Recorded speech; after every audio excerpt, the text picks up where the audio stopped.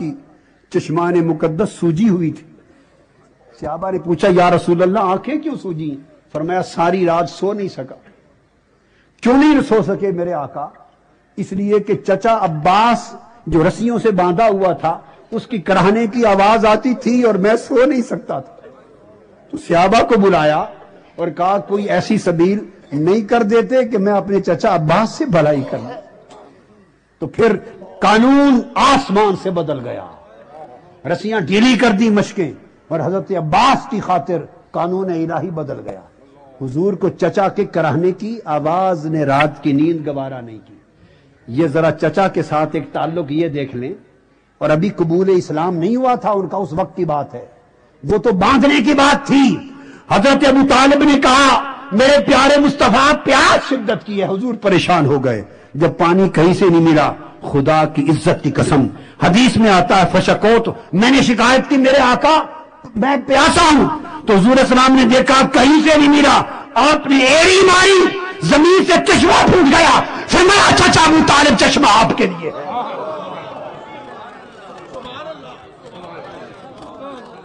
ایڑی سے چشمہ نکال کے چچا کو پانی پلایا۔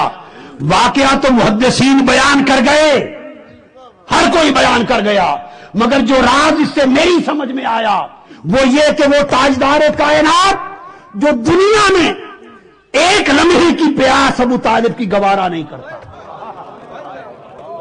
جو دنیا میں ایک لمحے کی دنیاوی پیاس جس مصطفیٰ کو گوارا رہی ہے، ارے خیرت ایمانی سے پوچھو اسے آخرت میں ابو طالب کی پیاس گوارا ہوگی؟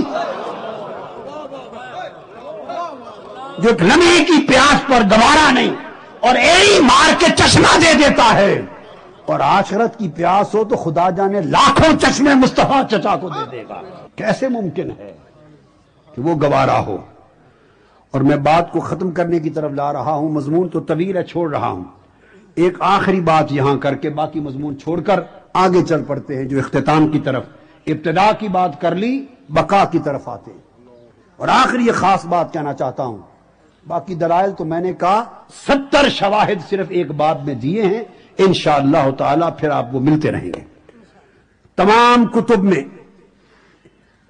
ابن جوزی نے روایت کیا ہے، ابن جوزی کے علاوہ امام برہان الدین حلبی نے روایت کیا، سیرت حلبی، شیخ عبدالحق محدث دہلوی نے روایت کیا، اور دیگر محدثین نے اپنی تمام کتب میں، امام سہیلی نے روایت کیا، علامہ ذہنی دہلان نے روایت کیا، علامہ ابن خلدون نے روایت کیا، سب کتب میں ہے وہ یہ، اور آپ بھی جانتے ہیں، دنیا جانتی ہے، اس پر کوئی دوسری رائے اور اختلاف نہیں، کہ آقا علیہ السلام کا نکاح حضرت خدیجہ الکبریٰ سے کس نے پڑھایا؟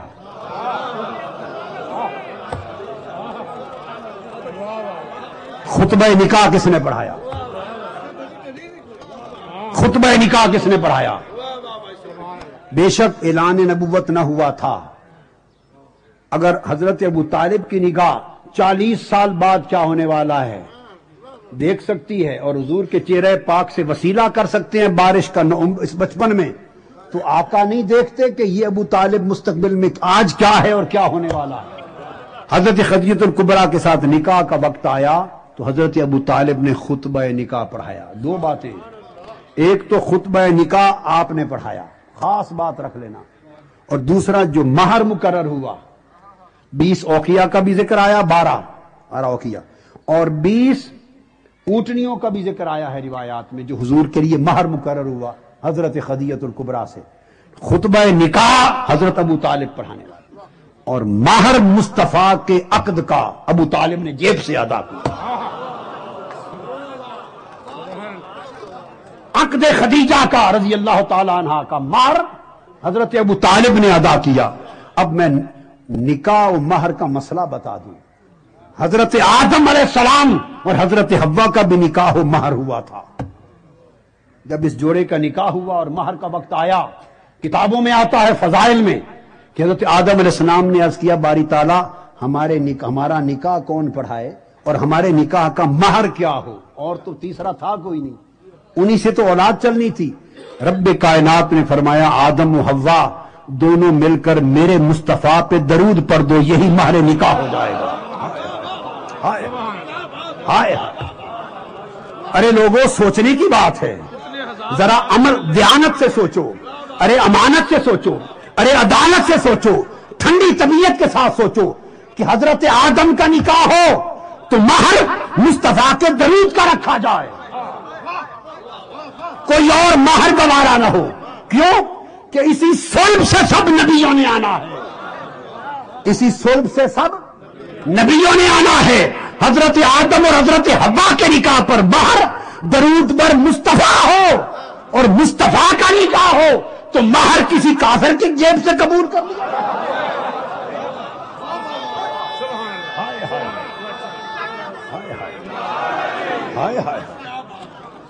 مصطفیٰ کا نکاح ہو۔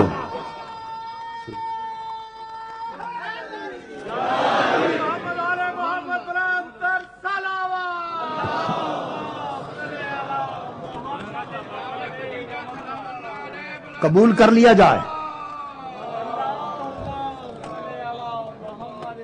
آپ نے صرف خطبہ نکاح نہیں پڑھایا، مہر نکاح بھی خود جیب سے ادا کیا۔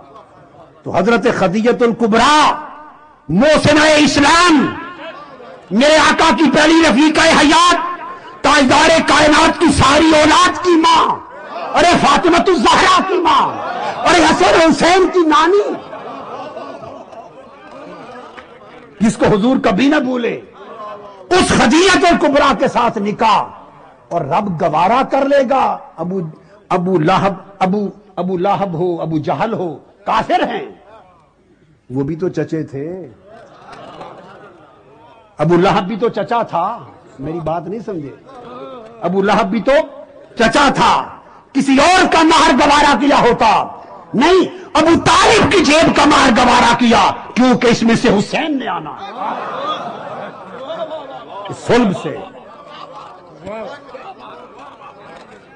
آدم کا مہر مصطفیٰ کا درود ٹھہرے اور حضور کا مہر کوئی کافر ادا کرتا پھر، ہائے ہائے ہائے ہائے۔ اور حضرت نہیں ہو سکتا، آپ نے مہر ادا کیا، اور اس لیے کہ اس مہر کے سے، اس نکاح سے، اس صلب میں جو اولاد پیدا ہونی ہے، اور ان کو منتخب کیوں کیا حضرت ابو طالب؟ اس لیے ان کو پتا تھا کہ جب دعوت توحید کا وقت آئے گا، اشاعت اسلام کا وقت آئے گا، تو اس وقت اسلام کی ابتدا، پہلی دعوت، پہلی مجلس، پہلا جلسہ، پہلا پیغام، اسلام کی ابتدا بھی ابو طالب کے گھر سے ہوگی، اور جب اس اسلام کی بقا کا وقت آئے گا تو اسی کی اولاد کے در سے ہوگی۔